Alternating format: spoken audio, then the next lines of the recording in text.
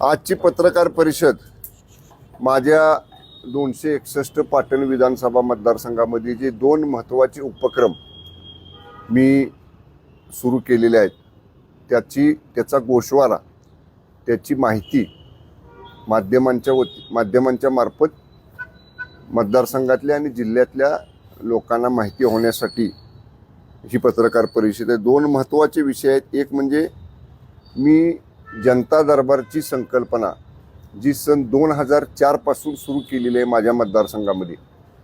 मध्यंतरी 2009 ते 14 मी आमदार नव्हतो, तो 5 वर्ष जर खंड पडला तर सलग हा जनता दरबार मतदारसंघामध्ये सुरू आहे। विशेषतः आता दुसऱ्यांदा मी पालकमंत्री 2024 डिसेंबरमध्ये जेव्हा झालो तेव्हा 1 जानेवारी 2025 ते 31 जानेवारी 2026 ह्या 1 वर्षाच्या कालावधीमध्ये माझ्या विधानसभा मतदारसंघात एकूण 21 जनता दरबार या ठिकाणी मी घेतलेले आहेत। म्हणजे सरासरी महिन्याला 2 असं ॲव्हरेज त्या जनता दरबारचं पडलेलं आहे। जनता दरबारमध्ये एकूण प्राप्त अर्ज नुसते लेखी हे 1081 माझ्याकडे आलेले आहेत आणि त्यातल्या 672 अर्जांवरती सकारात्मक कार्यवाही पूर्ण झालेली आहे। त्याची टक्केवारी काढली तर जवळपास 63% अर्जांवर पॉझिटिव्ह म्हणजे सकारात्मक प्रतिसाद, त्याचा निर्णय त्या अर्जदाराच्या त्याचं जे काम होतं ते होण्यामध्ये झालेलं आहे। जे काही अर्ज प्रलंबित आहेत त्या प्रलंबित अर्जांच्या संदर्भामध्ये 409 अर्ज प्रलंबित आहेत आणि त्या बाबतीत संबंधित विभागांना जर काही अपुऱ्या कागदपत्रांमुळे ते अर्ज प्रलंबित असतील तर ती पूर्तता करण्याचे आदेश मी मागच्या आठवड्यामध्ये जेव्हा या दोन्ही योजनांचा जिल्हास्तरीय आढावा घेतला तेव्हा त्या अधिकाऱ्यांना दिलेले आहेत आणि त्याचा सुद्धा राहिलेल्या 409 अर्जांचा सुद्धा माझ्याकडे लवकरच त्याचा गोषवारा प्राप्त होईल। दुसरी योजना मी पालकमंत्री कार्यालय आपल्या दारी हा उपक्रम सप्टेंबर 2025 पासून सुरू केला। म्हणजे सप्टेंबर, ऑक्टोबर, नोव्हेंबर, डिसेंबर, जानेवारी 5 महिने झाले हा उपक्रम चालू आहे। या 5 महिन्यामध्ये 160 गावांमध्ये पालकमंत्री कार्यालय आपल्या दारीची टीम प्रत्यक्ष गेली होती। त्याच्यामध्ये 5086 अर्ज एकूण त्या टीमला त्या गावात गेल्यानंतर प्राप्त झाले आणि कार्यवाही झालेले अर्ज 5086 पैकी 3408 आहेत। त्याची टक्केवारी काढली तर 67% अर्जांचा सकारात्मक निपटारा हा या योजनेच्या माध्यमातून झालेला आहे। आज पत्रकार परिषद घेऊन या 2 गोष्टी सांगण्याचं कारण एवढंच आहे की निवडणुका झाल्या जिल्हा परिषद पंचायत समितीच्या आणि लगोलग 3ऱ्या दिवशी माझ्या 261 पाटण विधानसभा मतदारसंघातले सर्व माझे निवडून आलेले 15 पंचायत समिती सदस्य आणि 6 जिल्हा परिषद सदस्य आणि 2 पराभूत जिल्हा परिषद सदस्य आणि 1 पराभूत पंचायत समिती उमेदवार यांनी मतदारांचे आभार मानायला सुरुवात केलेली आहे। 19 तारखेपूर्वी या सर्व लोकांना आमच्या आभार दौरे पूर्ण करण्याच्या सूचना मी दिलेल्या आहेत। 20 तारखेला आणि 21 तारखेला अधिवेशनाच्या अगोदर 2 दिवस मी स्वतः मतदारसंघामध्ये 9 ठिकाणी प्रत्येक विभागात जाऊन जनतेचे मतदारांचे आभार मानण्यासाठी आभार दौरे या ठिकाणी आयोजित केलेले आहेत। मी हे सांगण्याचं कारण एवढंच आहे की एवढा मोठा प्रचंड यश विजय मिळाल्यानंतर सुद्धा आम्ही तो विजय साजरा करत कुठं बसलेलो नाही। विजय साजरा एक दिवस आम्ही जरूर केला पण लगेच आम्ही कामाला लागलेलो आहोत। परवाच्या दिवशीच कालच मला वाटतं परवा नाही कालच जनता दरबार देखील निवडणुकीनंतरचा पहिला माझा झाला। उत्स्फूर्त प्रतिसाद कालच्या सुद्धा जनता दरबारला प्रचंड लोक आलेले होते कारण सर्वसामान्य जनतेला देखील माहिती आहे की आता महिनाभर अधिवेशन असल्यामुळं आपले आमदार अधिवेशनात असतील, त्यामुळं आम्ही कामामध्ये आहोत। लोकांनी एवढा प्रचंड पाठिंबा दिला त्याबद्दल लोकांचे तर आभार आम्ही मानलेच, पण त्यांची कामं करणं, कार्यरत राहणं याला आम्ही प्राधान्य दिलेलं आहे आणि या दोन्ही योजनांच्या माध्यमातून अत्यंत सर्वसामान्य लोकांना त्यांचे प्रश्न सोडवण्यासाठी मदत झालेली आहे। चांगले उपक्रम हे आहेत। या चांगल्या उपक्रमाचा फायदा हा माझ्या मतदारसंघामध्ये झालेला आहे। आपल्या माध्यम प्रतिनिधींच्या वतीनं सर्वसामान्य लोकांना याची माहिती व्हावी यासाठीची ही पत्रकार परिषद आहे. या अनुषंगानं अधिक काही प्रश्न असतील तर विचारा. नंतर हे संपल्यानंतर जर आपले इतर प्रश्न असतील तर त्याची उत्तरं मी देतो. पालकांनी आपल्या दारी ही योजना आता पाटणपुरती मर्यादित आहे, अजून ती जिल्ह्यात लागू नाही. कधीपर्यंत ती जिल्ह्यात आणखी काय आता नवीन पालकमंत्री व्हायला लागले जिल्ह्यात, त्यामुळं आता मला थोडी भीती वाटते की बाबा आपल्या मतदारसंघाच्या बाहेर जाऊन घ्यावं का नाही. त्यामुळं असे जे कोण नवीन पालकमंत्री नेमलेत, नजीकच्या काळात नेमले गेलेत, त्यांच्याशी एकदा चर्चा करतो आणि मग जिल्ह्यात मी घ्यायचा का त्यांनी नवीन नेमलेल्या पालकमंत्र्यांनी घ्यायचा, त्या बाबतीत पुढचं धोरण ठरवतो.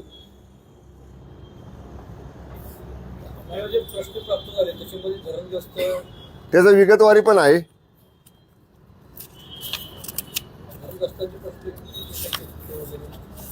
आता एकूण 67% प्रश्न सुटलेले आहेत. प्राप्त निवेदन जे आहेत पालकमंत्री कार्यालय आपल्या दारी, आता सगळंच वाचतो मी. अन्न नागरी पुरवठा 13,357, PM किसान 1,076, महिला बाल विकास लाडकी बहीणची 442, सामाजिक न्याय म्हणजे संजय गांधी, दिव्यांग कल्याण 381, महसूल विभाग म्हणजे याच्यामध्ये तुम्ही म्हणताय तसं पुनर्वसनाचे प्रश्न 305, घरकुलांचे 234, तहसील विभागाशी संबंधित 156, रस्ते पाणंद रस्त्यांचे 121, पंचायत समितीच्या संदर्भातली 120, महावितरणचे 116, अशी सगळी मोठी यादी आहे त्याची. मी काय नुसतं वरवर नाही, माझ्याकडे सगळं डिटेल असतं. भूस्खलन झालं होतं त्या लोकांचा पुनर्वसनाचा विषय संपला नाही, 100% त्यातल्या सर्व जवळजवळ म्हणजे काही गावांची तर कामं स्लॅब लेवलला आलेली आहेत. एक ठिकाणी 1 महिन्याभरापूर्वीच ते जुन्या जागा मालकानं काहीतरी कोर्टातनं स्थगिती आणलेली आहे काम चालू केल्यानंतर. त्यामुळं मी आता आचारसंहिता संपलेली आहे. मी जिल्हाधिकाऱ्यांच्या बरोबर संबंधित आमचे सरकारी वकील वगैरे त्यांची बैठक घेऊन ती स्थगिती कशी उठवता येईल त्या दृष्टीने, पण जवळजवळ 8-7 पैकी 6 ठिकाणची कामं चालू आहेत.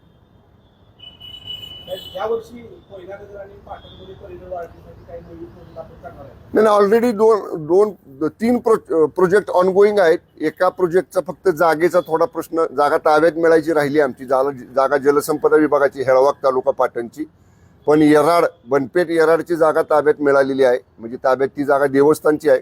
त्यांनी संमती दिलेली आहे देवस्थान ट्रस्टनं की त्या ठिकाणी पर्यटन स्थळ विकसित करायला. त्याचं टेंडरही फायनल केलेलं आहे. आणि पापर्डे तालुका पाटण या ठिकाणी आमचीच महसूलची जागा होती, ती जागा आमच्या विभागाकडे ताब्यात हस्तांतर झालेली आहे. त्या जागेचं काम लेवलिंग करायचं, त्याचंही टेंडर फायनल झालंय. काम तिन्ही कामांपैकी 2 कामं चालू आहेत. गतवर्षी आपण एक महोत्सव मोठा घेतला होता महाबळेश्वरला, महापर्यटन महोत्सव. याही वर्षी आम्हाला तो बॅक वॉटर फेस्टिवल घ्यायचा होता, पण आचारसंहिता आत्तापर्यंत होती आणि आता आचारसंहिता संपली की 4 दिवसात अधिवेशन चालू होईल. आणि बॅक वॉटर फेस्टिवल घेताना तापोळा बाजूचं पाणी आता हळूहळू खाली जायला लागलेलं आहे. त्यामुळं आता घेतला तर तो प्रत्यक्ष बॅक वॉटर परिसरामध्ये होणार नाही. त्यामुळं आम्ही आता विचार करतोय की तो पुढच्या वर्षी घ्यायचा का मग दिवाळी सीझनमध्ये काही वेगळ्या पद्धतीनं पुन्हा महाबळेश्वरला घ्यायचा, याच्याशी मान्य उपमुख्यमंत्री शिंदे साहेबांशी चर्चा करून आम्ही ठरवू. हे संपले विषय, हे कामकाजाचे फार थोडक्यात संपवलो. अहो, पहिला उपक्रम आहे जनता दरबारचा, पहिला उपक्रम आहे पालकमंत्री कार्यालय आपल्या दारीचा. ऍप्रिशिएट तर केलं पाहिजे तुम्ही मीडियानी. पालकमंत्री कार्यालय आपल्या दारीचं खरंच आता दुसऱ्या तालुक्यांमध्ये कुठं सांगितलं ना, उत्तर दिलं ना. आता पण ते विचारावं लागेल ना मला. आता कसं मी बोलणार, एवढ्या मोठ्या मंत्र्यांनी सांगितलं इथं पालकमंत्री कोण आहे ते. त्यामुळे बाबा आता मला थोडंसं भीती वाटायला लागली. आता कसं आहे, तुम्हाला मी उघड बोललो बघा. तुम्ही तर ऐकलं नेमलेत पालकमंत्री, ज्यांना नेमलंय त्यांचं नावही ऐकलं, कुणी नेमलेत ते ऐकलं. मला नाव घ्यायला लागू ना, नाव लावू नका ना कोणाचं.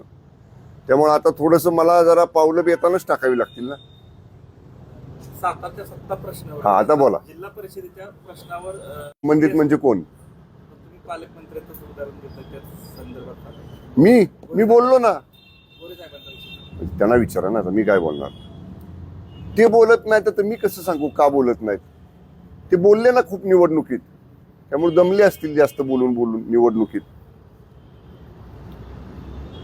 साहेब, अजितदादांचा घात नव्हे तर अपघात अशा पद्धतीचं जे काही विधानं जी चालू आहेत आता सध्या त्याबाबत आपण काय सांगाल? या बाबतीत राज्याचे प्रमुख, आमच्या मंत्रिमंडळाचे प्रमुख माननीय मुख्यमंत्री देवेंद्रजी फडणवीस साहेब यांनी भूमिका सरकारची स्पष्ट केलेली आहे. माननीय मुख्यमंत्री साहेबांनी सांगितले की केंद्रीय यंत्रणा चौकशी करतायत, राज्याच्या यंत्रणा पण चौकशी करतायत. चौकशीचे निष्कर्ष येऊ द्यात, मग त्या बाबतीत आपण बोलू. जे माननीय मुख्यमंत्र्यांनी मत व्यक्त केलेलं त्याच्यापेक्षा वेगळं मत मंत्र्यांनी व्यक्त करणं हे योग्य नाही. त्यामुळे माननीय मुख्यमंत्र्यांनी मत व्यक्त केले त्यानुसार निष्कर्ष येऊ द्यात. तपासाचे प्राथमिक ते आल्यानंतर काय आहे येत आहेत निष्कर्ष ते पाहू आणि मग त्याच्यावर बोलू. तुम्ही बोलल्याप्रमाणे पंचायत समिती जे नवीन आलेले शिवसेनेचे निवडून आलेले सदस्य असतील किंवा जिल्हा परिषद यांची बैठक तुमची झाली, नेमकं काय बैठकीत ठरलंय? कुणासोबत जायचं, कुणाला सोबत घ्यायचं? नाही, काल प्राथमिक बैठक पहिली झाली आमची. कायदेशीर प्रक्रिया ज्या आम्हाला पूर्ण करायच्या होत्या बैठकीमध्ये, त्या संदर्भात आमचे कायदा सल्लागार जे आहेत शिवसेना पक्षाचे, त्यांनी त्या सगळ्या प्रक्रिया पूर्ण केल्या. जिल्हा परिषद सदस्यांना आणि पंचायत समिती सदस्यांना त्या सगळ्या कायदेशीर प्रक्रियेची बाजू समजावून सांगितली. ज्या बैठकी काल करायच्या होत्या त्या बैठकीप्रमाणे ठराव जे पास करायचे होते ते ठराव आम्ही पास केले. जिल्हा परिषदच्या 15 सदस्यांचा शिवसेनेचा गट सभागृहातला तो काल जिल्हाधिकाऱ्यांच्याकडे आम्ही रजिस्टर केलेला आहे, त्याची नोंदणी केलेली आहे. फलटण पंचायत समितीतला गट 1 दिवस अगोदर राजेसाहेबांचा रजिस्टर झालेला आहे. पंचायत समिती पाटण, पंचायत समिती जावली, पंचायत समिती कराड, पंचायत समिती महाबळेश्वर, पंचायत समिती कोरेगाव आणि पंचायत समिती फलटणचा झाला, या 6 पंचायत समित्यांच्या गटाची कागदपत्र पूर्ण करण्याची प्रक्रिया वकील साहेब करतायत. सोमवारी त्यांनी सगळ्या सदस्यांना परत यायला सांगितलेले. सोमवारी आमचे सगळे पंचायत समिती सदस्य साताऱ्यामध्ये येतील आणि त्या पंचायत समितीतला स्वतंत्र शिवसेना पक्षाचा गट जिल्हाधिकाऱ्यांच्याकडे सोमवारी आम्ही रजिस्टर करू. ही प्रक्रिया काल पूर्ण झाली. सदस्यांची मी आणि महेश शिंदे साहेब थोडं उशीर आले बैठकीला. ते येण्यापूर्वी मी आणि संपर्क प्रमुख शरद कणसे साहेबांनी सदस्यांची मतं जाणून घेतली. सदस्यांनी त्यांची मतं आमच्या दोघांच्या जवळही व्यक्त केली. सदस्यांना जे बोलायचं होतं, त्यांना जे अनुभव निवडणुकीमध्ये आले होते, या सगळ्या बाबतीत त्यांचं स्पष्ट मत त्यांनी आमच्या दोघांच्या समोर मांडलं. मी उद्या मुंबईला जातोय. मी आता उद्या मुंबईला गेल्यावर माननीय शिंदे साहेबांची वेळ मागितलेली आहे. मी आणि कणसे साहेब दोघं मिळून आम्ही जे सदस्य बोललेले आहेत, कारण मला सांगलीचा मी संपर्क मंत्री आहे, मी सांगलीला देखील गेलो होतो. सांगलीच्याही सदस्यांची अशीच बैठक घेतली. त्याही सन्मान्य सदस्यांनी, तिथले आमदार आमचे आहेत, त्यांनी सुद्धा त्यांचं स्पष्ट मत सांगलीतल्या बैठकीमध्ये मांडलेलं आहे.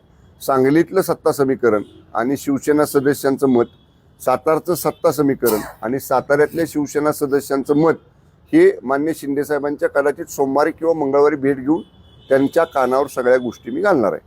साहेब, नगरपालिकेमध्ये सातारा नगरपालिकेमध्ये केवळ एक सदस्य आहे तुमचा शिवसेनेचा, तसं असताना सुद्धा सभापतीपद दिलं गेलेलं आहे आत्ता नवीन झालेली निवडणुकीमध्ये. मग हे कुठेतरी जिल्हा परिषदच्या अनुषंगाने एक पाऊल पुढे टाकलेलं दिसतंय. नाही, असं नाही. मला या संदर्भामध्ये सभापती निवड करण्यापूर्वी असं काय मला एक निरोप दिला गेला होता, विशेषतः खासदार उदयनराजे साहेबांच्याकडनं, की बाबा आमच्याबरोबर तुमचे सदस्य जर आले तर आपण एकत्र भाजप आणि शिवसेना म्हणून काम करू. आता शेवटी राज्यात आमची शिवसेना भाजप युती आहेच आणि नगरपालिकेला जरी आम्ही वेगळं लढलो असलो तरी काय असं टोकाचे मतभेद नगरपालिकेमध्ये खासदार उदयनराजे साहेबांच्या बरोबर असे शिवसेनेचे कुठे झाले नव्हते. त्यांनी स्वतःहून इच्छा व्यक्त केली आपण एकत्र येऊया. मग आम्ही हो म्हटल्यानंतर त्यांनी आमच्या सदस्याला सभापती केलं. हाच फॉर्म्युला जिल्हा परिषदेला चालू. मी नाही ना सांग, मी एकटा कुठे निर्णय घेणार आहे. मी महेश शिंदे साहेब आहेत, मी आहे, आमचे सगळे 3 जिल्हा प्रमुख आहेत, संपर्क प्रमुख कणसे साहेब आहेत, आणि आमच्या सगळ्यांच्या पेक्षा ज्यांना जिल्हा परिषद चालवायची ते 15 सदस्य आहेत ना. आम्ही काही जरी उद्या निर्णय घेतला तरी त्या सदस्यांना तो रुचला पाहिजे ना. त्या सदस्यांच्या मनात काय आहे, कारण ते इतक्या संघर्षातनं निवडून आलेत. त्यामुळे त्यांना उद्या 5 वर्ष कामकाज करताना कुठलं समीकरण त्यांना सूट होणार आहे हे शेवटी त्यांचा जो मत त्यांनी काल व्यक्त केलंय ते साहेबांच्या कानावर घालून मगच निर्णय घेऊ आम्ही. मतदारांनी असा कौल दिलाय की भाजपसोबत जायला नको. अगदी स्पष्ट कौल दिलाय की शिवसेना राष्ट्रवादीने भाजपसोबत गेलं नाही पाहिजे. आता बघितलं की जावलीमध्ये घ्या किंवा पाटणमध्ये घ्या, टोकाचा संघर्ष झालेला आहे. वाई घ्या म्हणजे याचा अर्थ फलटण साहेब सत्ता समीकरण काय सांगितलं काल सदस्यांनी काय सांगितलं ते सांगा. त्या अंतर्गत बाबी आहेत ना पक्षातल्या. नाराजी आहे असं अंतर्गत बाबी पक्षातल्या शिंदे साहेबांच्या कानावर घालपर्यंत ते उघड करणं बरोबर नाही. शेवटी प्रोटोकॉल आमच्या पक्षाची एक शिस्त आहे. हा साधारण कधीपर्यंत लोकांची सुटेल? पण ही चालेल चर्चा की जर आपण नोंदणी पूर्ण नाही केली जे कोणी बघा जे कोणी काय चर्चा करते त्याला आम्ही बघा खुले आहे. आम्ही ओपन सांगितलं. मकरंद पाटील साहेबांना भेटला का तर भेटलो. रामराजे साहेब आणि मकरंद पाटील आणि शंभूराज देसाई निवडणुकीच्या आधी बसले का तर बसलो. चहा गोड होता का तो होता. आम्ही दडवून काय करतच नाही ना. आम्ही उघड करतो, उघड चर्चा करतो. काल परवा दिवशी गाळा भेटीसाठी तुम्ही काय बोललाच नाही. शिवेंद्र कुठं गाळा भेट? शिवेंद्र बाबांची आम्ही बरोबरच होतो ना मिटिंगला. नाही घेतली ना त्यांनी, म्हणले नुसतं. त्यांनी तिथं मिठी मारली असती तर मी पण मारली असते मिठी. ते नुसतं म्हणतात हो. ते कसं आहे, बोलणं वेगळं आणि कृती वेगळी असं आहे ते. आपण विश्वास किती ठेवायचा तुम्ही माझ्या हातातच नाही निर्णय घ्यायचं. निर्णय घेणार आहे आमची सृष्टी पक्षाची. आम्ही फक्त कम्युनिकेशन करणार सदस्यांचं मत. साहेब, भाजपच्या स्पेसिफिक नेत्यांच्या बाबतीतली नाराजी आहे का भाजपची नाराजी काय सांगा. म्हणजे हे जे तुमची जी नाराजी नाराजी तुम्ही बोलून पक्षाबद्दलची दाखवा. आहे का स्पेसिफिक कुठल्या नेत्याबद्दलची? नाराजी काहीच नाही आमची. कुठं नाराजी आहे? दिसते का आमच्या चेहऱ्यावर? तुम्ही तुमची जी आहेत ना ती भडक वक्तव्य काल आमच्या चेहऱ्यावर परवा सांगलीमध्ये पण तुमच्याकडून काय भडक? काय नाही. नाही, तुमची नाराजी नसेल, पण एकूणच निवडणुकीला जसं तुम्ही जिल्हा परिषदेच्या सामोरे गेला त्यावेळी तुम्हाला एकटं पाडलं गेलं. शिवसेना एक वेगळ्या पद्धतीनं लढली गेली. पाटणमध्ये सुद्धा तुम्हाला तोंडीत पकडण्याचा प्रयत्न केला गेला भाजपकडून. एवढं सगळं झालेलं असताना तुमची भूमिका अजून तुम्ही स्पष्ट सांगत नाही. बघा, मी तुम्हाला तुषार आठवत असेल तर बघा, मी प्रचारात सुद्धा मला एवढी माझ्यावर एकेरी टीका झाली. काय काय काय काय विश्लेषणं लावली मला. अगदी एकेरी उल्लेख झाला माझा. पण तरी मी आणि माझ्या कार्यकर्त्यांनी संयम पाळून आम्ही काय म्हणलं, ह्याला उत्तर आम्ही 9 तारखेच्या निकालात देऊ. आणि ते परफेक्ट उत्तर दिलं ना माझ्या जनतेनं. मी नाही दिलं, आमच्या जनतेनं दिलं उत्तर. त्यामुळं त्याला ज्याला समजायचं त्याला समजून गेलं काय आपण बोललो आणि त्याचा परिणाम काय झाला. त्यामुळं आता त्याच्यावर अधिक भाष्य करण्यापेक्षा लोकांना जे काय हवं होतं ते लोकांनी त्यांच्या लोकशाही अधिकार जो लोकशाहीचा त्यांना आहे त्याच्यामध्ये त्यांनी सिद्ध करून दाखवलं. तर समजणाऱ्याला समजलं पाहिजे काय ते.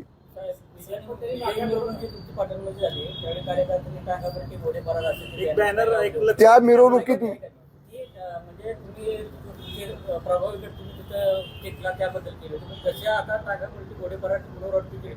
मी बरं का त्या मिरवणुकीत नव्हतो. मी त्या दिवशी दिवसभर मरळीला माझ्या बंगल्यावर होतो. तिथं मिरवणुका लोकांनी काढल्या. पण जरी सुद्धा असं माझ्या लक्षात जर आलं असतं ना तर मी लगेच सांगितलं असतं बाबा असं काही करू नका आमच्या कार्यकर्त्यांना. पण मी नव्हतोच पाटणला. तुम्ही बघा, मतमोजणी पाटणला झाली आणि विजयी उमेदवार आमचे पाटणवरनं मिरवणूक काढून मरळीपर्यंत येत होते मला भेटायला आणि मग आपापल्या गावी जात होते. आता काय पक्षाचा आदेश येईल त्याप्रमाणे हो. आम्ही शिस्तबद्ध आहे. शिस्तबद्ध चालणारा पक्ष आहे आमचा. भाजपने मानसिक तयारी केली विरोधी पक्षाला साधारण कधीपर्यंत सुटेल? काय सांगू शकत नाही. साहेब, पण तुम्ही आता सांगितलं लोकांनी त्याला उत्तर दिलं. जो जे चक्रव्यूह केला होता त्याला उत्तर दिलं की आता परत तुम्ही त्यांच्यावर जाणार आहे का. आणि लोकांचा हा प्रश्न त्यांना आम्ही मी नाकारलं, बघा, आता परत तुम्ही मी परत तुम्ही कसाही मला फिरवून प्रश्न विचारला ना, मी एकच म्हणणार आहे तुम्हाला.